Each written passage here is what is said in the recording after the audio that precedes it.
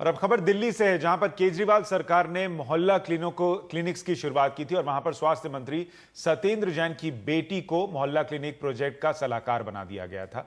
इस पर विवाद हुआ, हंगामा हुआ और अब खबर यह है कि सत्येंद्र जैन की बेटी ने सलाहकार के पद से इस्तीफा दे दिया है।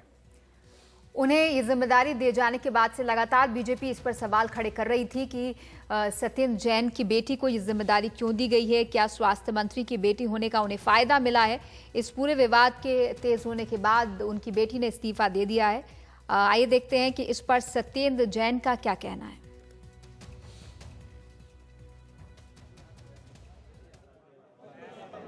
मोहल्ला सीजन आर्किटेक्ट वो सिर्फ मोहल्ला क्लिनिक के डिजाइन एस्पेक्ट के ऊपर सलाह दे रही थी।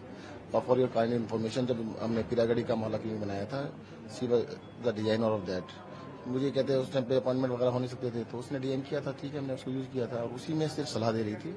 एंड उसने उसको जो एडवाइजर का था वो भी रिजाइन कर दिया। बेनिफिट दिया जा रहा है? जी नहीं, 1 रुपया भी नहीं है, not even a single penny. किसी भी तरह का कोई सुविधा नहीं दी गई है, कोई पैसा नहीं दिया गया है। एंड कल जो इन्होंने बीजेपी वालों ने शोर मचाया है, she is already resign.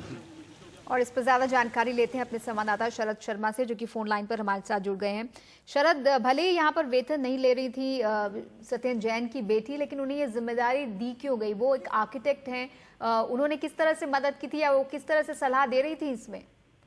Richa, असल में पिछले लगभग 1 साल से जब से आम आदमी पार्टी का सरकार का ये वादा था कि दिल्ली में एक मोहल्ला क्लिनिक शुरू करेंगे, तो ये बताया जा रहा है कि पूरा कंसेप्ट ही जो है मोहल्ला क्लिनिक का, जो दिल्ली के अंदर करीब 100 से ज्यादा इस समय मोहल्ला क्लिनिक खुल चुके हैं, तो सारा कंसेप्ट और उसकी देखरेख और संभालने का काम जो है सत्येंद्र जैन की बेटी सौम्या जैन, जो कि दिल्ली सरकार में सलाहकार के पद पर नियुक्त थी, सारा का सारा कामकाज जो है वो देख रही थी। लगभग साल भर से ये जो है दिल्ली के अंदर मोहल्ला क्लिनिक शुरू हुए हैं। दलील ये दी जा रही है कि वो कोई वेतन नहीं ले रही थी, कोई भत्ता नहीं ले रही थी, कोई भी फायदा उन्होंने नहीं लिया। लेकिन ऋचा, आप देखेंगी कि अगर कोई आप सरकार में किसी पद पर होते हैं तो वो प्रैक्टिकली लाभ का पद हो जाता है, क्योंकि अगर आप पद पे नहीं है तो एक आम आदमी है, लेकिन जैसे ही आपके नाम के साथ जुड़ता है सौम्या जैन सलाहकार दिल्ली सरकार, तो एक पद हो जाता है। टेक्निकली ये लाभ का पद नहीं होता, लेकिन प्रैक्टिकली ये लाभ का पद हो जाता है। और इसीलिए जो विपक्ष है, बीजेपी है, वो ये आरोप लगा रही है कि आप अपनी ही बेटी को जो है अपने ही मंत्रालय में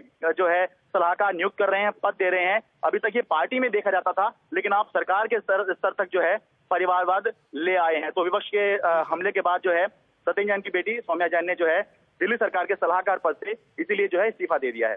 शरद, कोई जानकारी इस बाबत मिल पाई है कि क्या ये खुद सत्येंद्र जैन का फैसला है कि उनकी बेटी को इस्तीफा दे देना चाहिए, या आला कमान या मुख्यमंत्री की तरफ से उनसे कहा गया कि आप बेटी से इस्तीफा ले लीजिए?